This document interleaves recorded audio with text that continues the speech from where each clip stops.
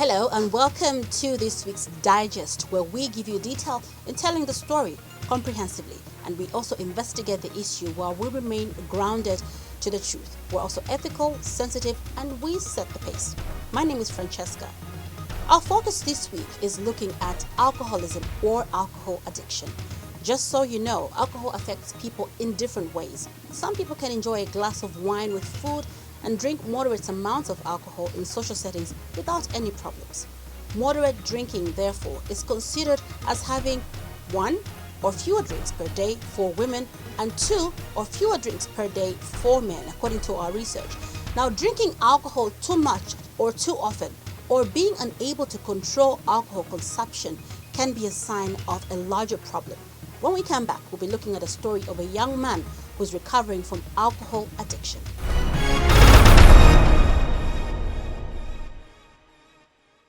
Mark Chitandika currently helps his mother by selling in a makeshift shop at his mother's residence in Tendere, where he lives. He is a 23-year-old young man who is on his road to recovery from alcohol addiction. Mark now narrates his life of alcoholism. Then I was at school, 1997. After I was at school, I went straight from Phiri as a trainee customs clearing officer. Then from there, I was for 2 to 3 years. I was so ango boyista chani akulanjira sukasebenza chabe sufora tubwino kuti Soweto chamasenzera pamodzi imene nalekera ndaenda ku Soweto nambocha cross border business toka pamene apo ani pamene mmowa manje ndipo popitirira kaenda pano mopezeka ndalama zanga manje. Then from there, mpaka muri lero nza kumamonga kaya tosowana wenjira mowa. But how did Mark start drinking? Does he even remember who introduced him to the first sip of the alcoholic beverage? And at what age did he start? First time sikumbuka tunzina mayezi yangati, but nzeni mzanga anabaniambisa. Wana mtu wana tate wake tuwena kanigulire ko chani kanigulire ko mo eve tenga mabottle za abiri extra na kufaka amanaanza chocho mpelekeza kanigulire batatu mo tafika pa road no chosa 2 extra ngira iyo ine ya tucheti ila siku maticheti yase jabo zamwe bantu veke nto na moya nzo kusabaira munga kapena kapata funda. The following day wamtuma aikapo 2 extra. The other day aikapo 4 extra so che natipata ngaira chakolo ndekuze kuyamba. And your high points? Mena nkali yaje ngati sina mwemo izo zivya manga sindine muntu zifuna mpaka ni mwemo mpanyiza ndine muntu tisabe sona kusenza abe kukacha lengaza zabe mowa sometimes nezogula nawo tafika pa extent manja kwa ati manje ndalama zamba kuvuta aika kusebenza njokwani zopezeka ku Soweto vasokotezeka vintu kamba kamowa kaika kapito kahitamuka kangena tambakuma manje mauli wose batangira wamno wanokola fast junta ndona bwana wanonga manje ndanga na liver problem aliza nje uleke mwana nembera mkwala wogula bwana nagula after some time awe kwenda futu ku clinic abiza tawo kamaje bichemusha ngati mowa ukali ule oleke ifuta zivya tangya tankaramusha tawe amba futi now au sure start vyose nekamo kushito bora doba bora sana kunyumba ndiyo sitabi kutodobo bwesa kuno kunyumba menda banaganiza njeri ayisila ifi. Turning point. Turning point bwana ndaba niendesa bona mmendo kuchoka kumakeni ntumtendere walking mgara kuno kunyumba nisho wanzanga wananitenga kwenda kumama wakuya vanisowa ine mai nambozunguluka njira yose ija Kashua Road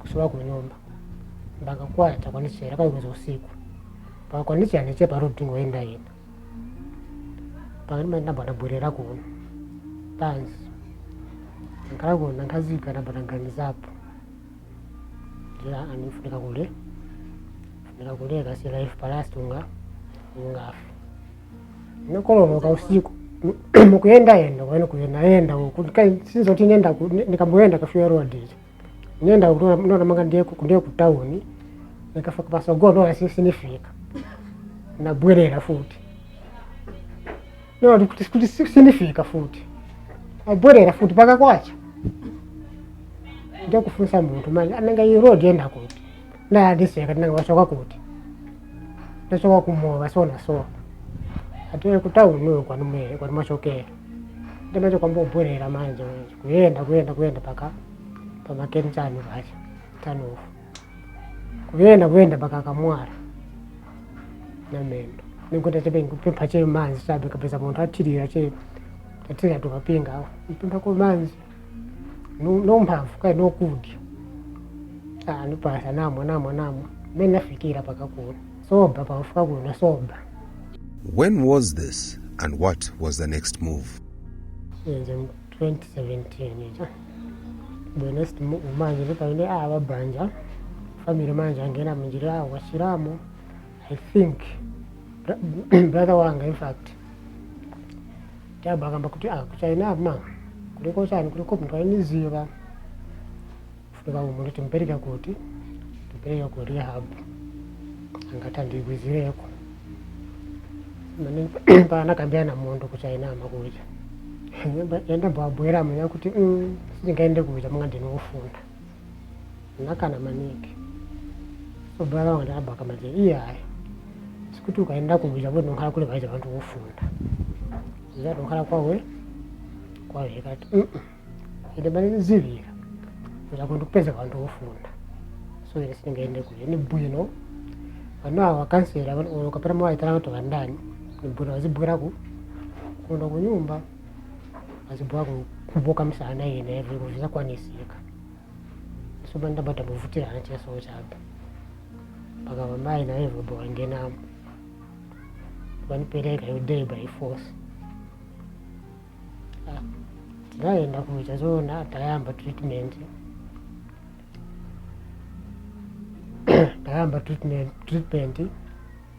but still sinarekeze kumamo ena barapitiriza futi kuma basta munga bayibara ko mai wanipeleka futi kasekonda kwani pena wanojira I think ni vireke sababu kubwa kwani kuvinipeleka vingo nono ngashamba mbona manye bana ambira manje. When last did you have a drink? Kumbuka last pena mwako mpesa pa Christmas lapho size chain 2 bottles yamene Treatment. Nizovera munga vanivutisa sababu nizivutisa kwenda kuja sizonga comfortable sizina comfortable chani yakaina yao therapy yao hizo kwa vile ufusana ma questions jam afisa cha random aso tatabe tuze nkoni mwe muganza bosha bwanje pali mwaka chani chaipa cha mwani chani sizovera comfortable ufusa vita ndio mungati wani Amerika chenzeru paka nambo jaira chesoche na bana itaka interest kamba kubwera pa face pa jenzini every after 2 weeks so nikuenda na kubwera every after 2 weeks mkaenda every after 2 weeks pa Thursday ukaenda kuja for 2 hours chaje therapy amene then mbwera mafuta kumanyumba and kule wanzanga ukukunja huko hao wali kuchainama mwandu kusaune usaune lako kutati ukaenda kuza bakuvalika kutati ndio ofunda iyayi kuza kumuntu kuthandiza maningi olele nezona ko mukati kubeva nezaindi uchita kupeza kachi vantu ofunda vathandiza abantu kuza nikuyenda chabene mahala akulandira yoshe unkache umasuka waenda chapi kuti wazipereka uzaonamo kuti mbatiziva vanezokamba umuntu uzazoona uzachinja mshomisho vengache wazipereka uzachinja. Where were your friends? Ndisamowa valipo vakumwa soche vamama beregede timakumana but manje ine sinima joina cheni tonkachena cheni alo kwasiya. The mother. He grew up just as another child and he was taken just as another child. He is the second born in the family, 6 of them, 3 boys and 3 girls. But the first 2 are boys, the third and fourth are girls, and there's a boy and a girl. Okay. When did you know your son drinks? It was just after he had grown up, he had gone to school, he had finished school, and we even looked for a job for him. He was working, and I don't know what happened in the event that they stopped working from another company, the company that he was working from. Then I asked him to go and do something with an uncle in Soweto. He had a shop. He was selling some stuff for the armor mills. And I thought that would be settled because he could even be sent into Tanzania to go and buy some spare parts, bring them. And it was well and good. But I don't know what happened. From nowhere, he just stopped going to Soweto, and I don't know, there was some addition with his uncle, or he was just found that he was drinking, or maybe he was not given anything to do, or maybe I don't know what happened really. But he just sort of like he went into alcohol. The first day that what happened was I'd gone for mass with novena in Mtendere, and then when I came back, we found him lying down. And lying down, not in a state of a human being, he was drunk. And drunk in a state that it was bad. Because you know what happens when somebody is drunk. And I started crying because I just thought, I don't know what was happening. I cried, and I thought maybe God was not really there for me. There are a few times that he could even come from where he had gone. He was lucky because people sometimes when he could go, he could come back, people would escort him up to this house. But when he comes, we just drop him there, lie there, and he's gone. Completely gone, that we have to do some porridge or some chikoroki for him to do that he could have his life back. Several times. But anyway, it wasn't a good sight, and it wasn't a life that a mother would have seen to have to see a child that you have given birth and you want that one to prosper. No? His behavior, the relationship was a point that at a given point the siblings gave up, and they said, I think we don't have anything to do with him because Talimanae. At one point, I even took him to his elder brother, where he stayed for almost 1.5 years. But after he failed to stay with him, he asked to come back here. I said, no, he's my child. What can I do? I did. I asked around. At first, it was his elder brother who said he had a friend in Chainama who could help him.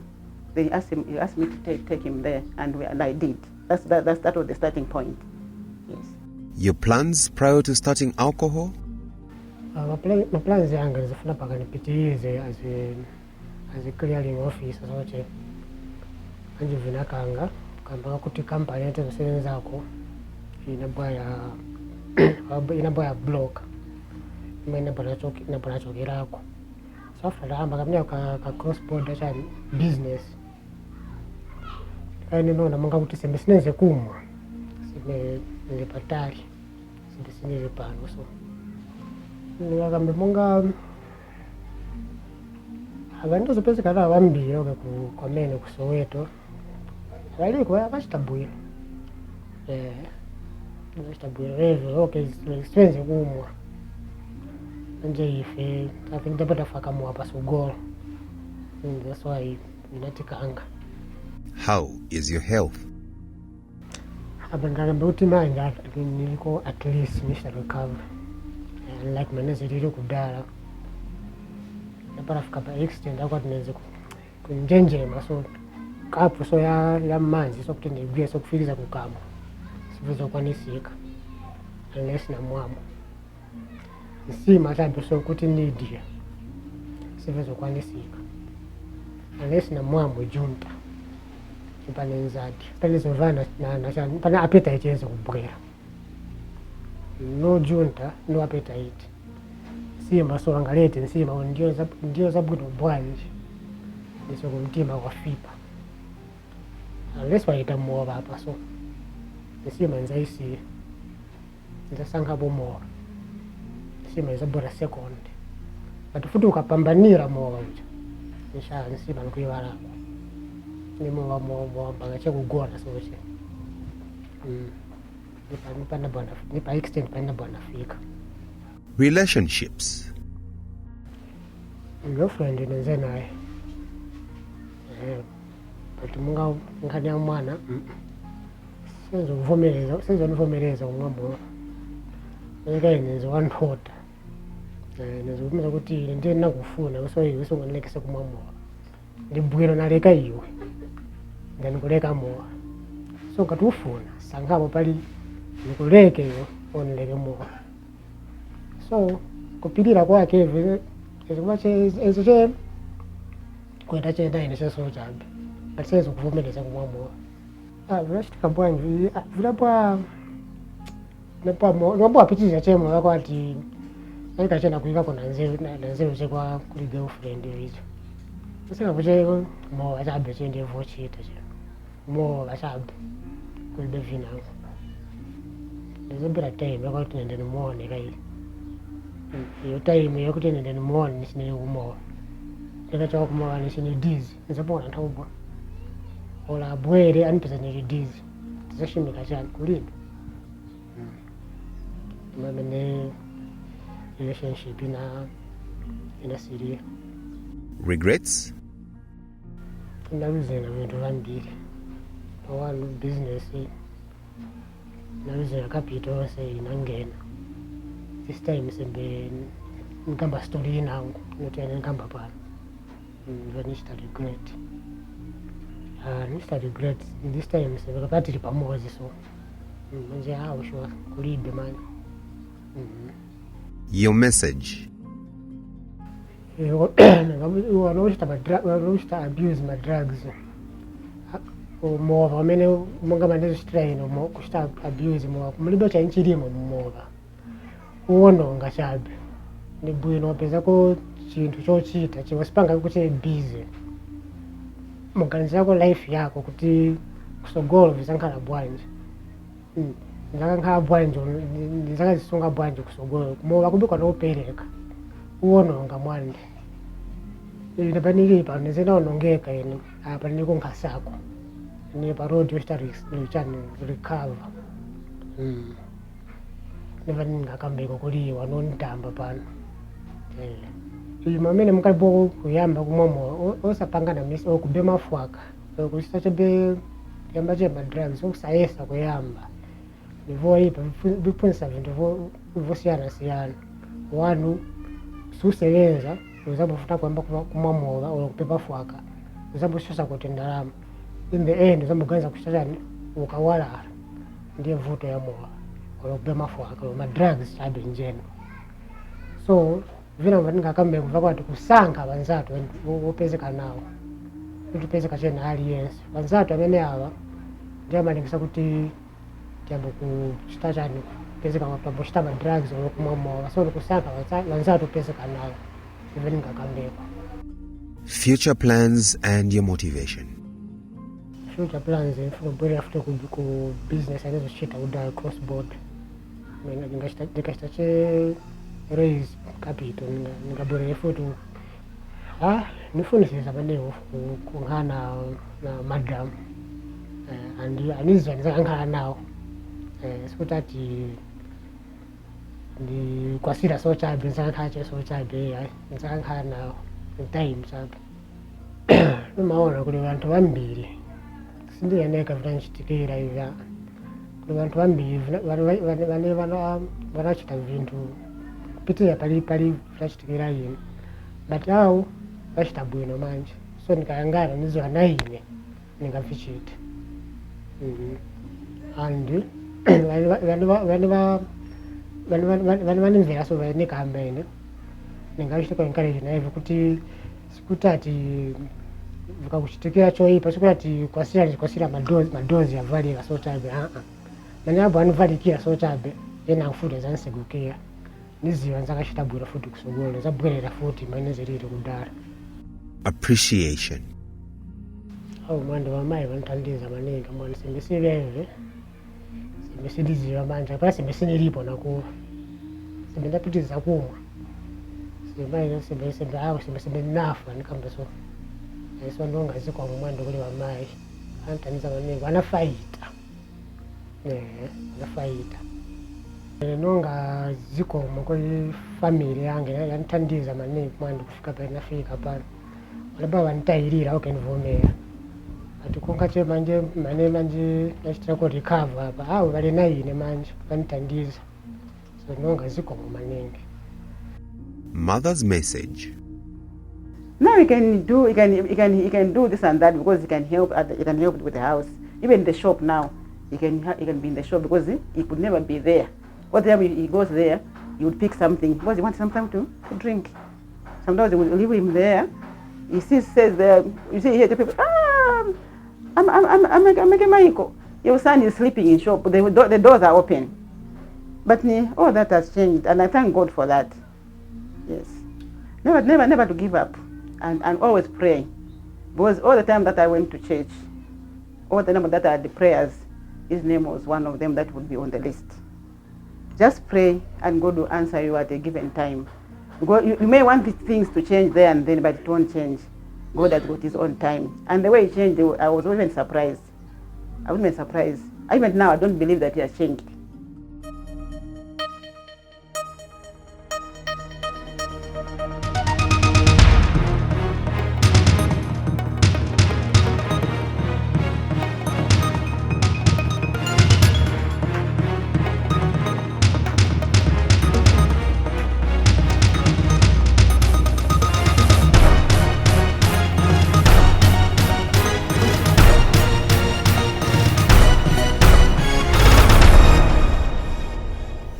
Hope that story helped you to learn one or two things, and if you're also recovering from alcohol addiction, we wish you all the best. Just some tips on how to know if you're actually addicted to alcohol. You're using alcohol when you drink 7 drinks per week or more than 3 drinks per occasion. That is for women. Or if you drink more than 4 drinks per week or more than 4 drinks per occasion for men. You have more than 7 drinks per week or more than 3 drinks per occasion for men and women older than 65. Consuming these amounts of alcohol harms your health, relationships, work, and or causes legal problems. That's all on The Digest. Until next week at the same time, thank you for watching. Enjoy your drinks and drink responsibly.